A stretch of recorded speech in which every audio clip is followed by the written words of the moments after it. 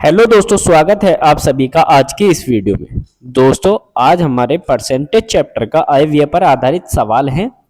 पहला सवाल हमारा यह है, एक आदमी अपनी आय का 24% मकान के किराए पर तथा 62% अपने परिवार पर व्यय करता है तथा शेष आय की बचत करता है। यदि उसकी बचत 6300 रुपये हो तो उसकी कुल आय क्या है? उसका खर्च जो है वो 24% और 62% है। इन दोनों को जोड़ लेंगे, 62 और 24 कितना हो जाएगा?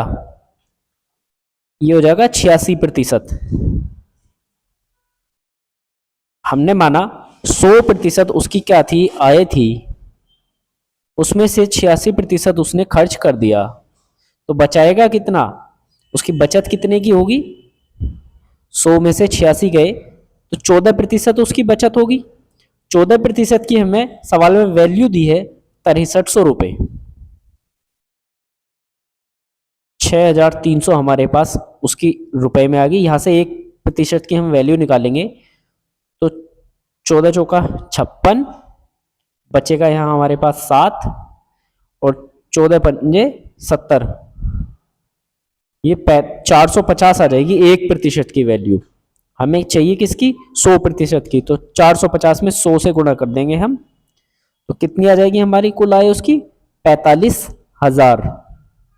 यही आंसर हो जाएगा हमारा। ये कुल आय आ गई उसकी। ऑप्शन नंबर हमारा सी हो जाएगा। इसी प्रकार हम अपना अगला सवाल देखेंगे। चलिए,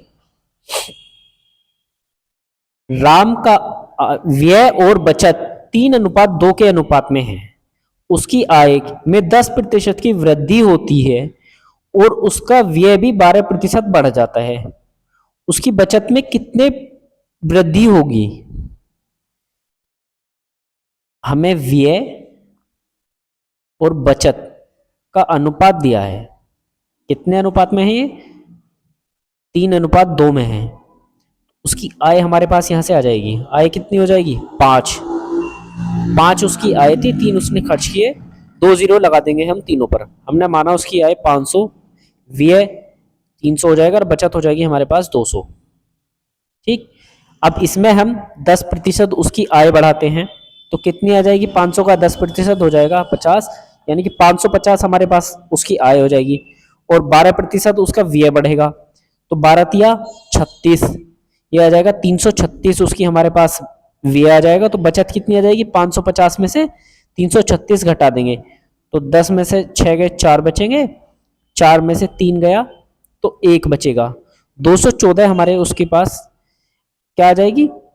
बचत आ जाएगी। अब 214 की हो रही है, पहले वो 200 की कर रहा था, तो कितनी ज्यादा कर रहा है? 14 बटे में 200 आ जाएगा और प्रतिशत लगाने के लिए 100 से गुणा कर देंगे, 0 से 0 कैंसिल हो जाएगा, 2 सत्ते 14।